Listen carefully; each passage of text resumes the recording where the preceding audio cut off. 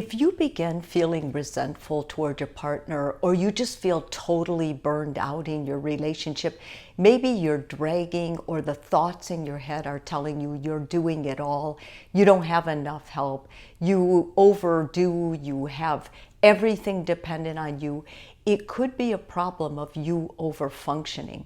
Now, what's interesting about overfunctioning is people who do it oftentimes don't think about it. So what they do is they're just reenacting something they may have learned in their childhood. But it takes its real toll on you because it makes you more resentful of your partner, makes you less happy in your own life. It minimizes your joy. You no longer see things to laugh about or feel good about. And it's all coming from what you're doing in the relationship. I'm not saying any of this is your fault, and I'm certainly not saying this isn't possible to change, but I do want to explain it. So rather than you looking at your partner for blaming, you'll start kind of rethinking what you're doing. I've got some classic signs, and these are the signs that people usually talk about in therapy. I'd like to share them with you. The first thing is you assume that if you take a break, everything will fall apart. In other words, you stop going away, you stop having girls' night or guys' night.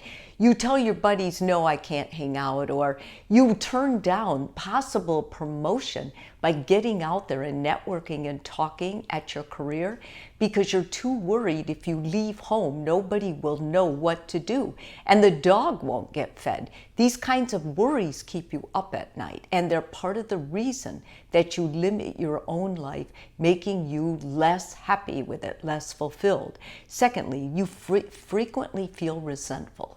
You especially feel resentful towards your partner. Sometimes if the kids are older, you may feel some resentment toward them, but usually it's directed at your partner. You feel more irritable than usual. When you're talking to your partner, they annoy you more, the kids annoy you more. Maybe even your best friends have noticed, what's going on with you? You just seem really crabby. That's a classic sign as well. You tend to anticipate and focus primarily on the needs of your partner and your kids. Like you're convinced that if you aren't there to take care of your partner, they won't know what to wear, they won't know what to do, they won't know how to eat, they won't be able to fix a meal. This is crazy, and it's a classic sign, again, over functioning. Your libido takes a nosedive. Let's face it, to really have a good sex drive, you have to feel desire. To feel desire, you need to feel safe, like you can escape with this person. If you're taking care of everybody, if you're in full control, full charge, then there's no way you're going to be able to see this other partner as attractive or sexy or someone you'd want to escape with or could take care of you if the two of you were together and having a romantic time. You wouldn't be able to leave, remember? Because you think that the whole family will fall apart. It's hard for you to enjoy the present moment. You're always thinking about the future and what has to get done. And you put yourself on the back burner. Like, basically, let's face it, if you're taking care of everybody else, how are you going to have time to take care of you? To do those maintenance things, getting your hair done, going for a shave, getting your hair cut, buying a nice outfit for a wonderful date or anything like that. You don't have energy and you don't even think about it. Even doctor's appointments get pushed to the side while you plan everybody else's. Now, what I want you to do with this is the same thing I would do with clients in my office. And you can do it with your partner or by yourself. I suggest by yourself first, and then share it with your partner. I want you to ask yourself these very important questions. Do you witness the overfunctioning with this partner in particular, or has this been a pattern in your life?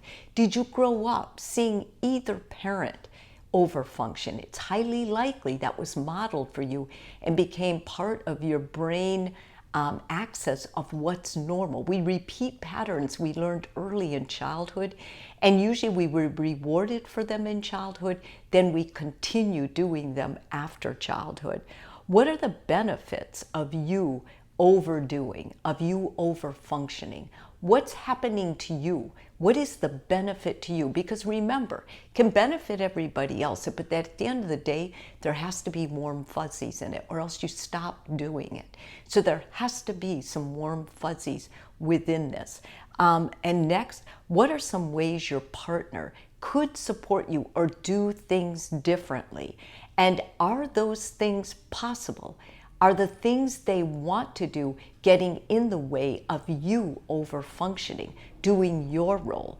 Because sometimes when partners do step up, and in therapy they do because they make changes, and they start, the over-functioner does not like that. They're like, okay, I've got this. Let me handle it. Because they also have perfectionism. They think they're the only ones that can do it. If you see yourself when you're reflecting in any of this, I want you to understand you created this relationship. You were part of it. Anything you can create, you can fix. You can tinker with it. You can change it because everybody's a work in progress. After you have your list, talk to your partner, go through it, and find some changes, small changes at first that they can do that won't stress you out so you can kind of calm down that over-functioning. Living a life of over-functioning means you're going to give until you're exhausted or sick. You're going to feel resentful, and honestly, marriage can be so wonderful. Let's try and change it. If this video is helpful for you, please subscribe. And if you're already a subscriber, thank you so much.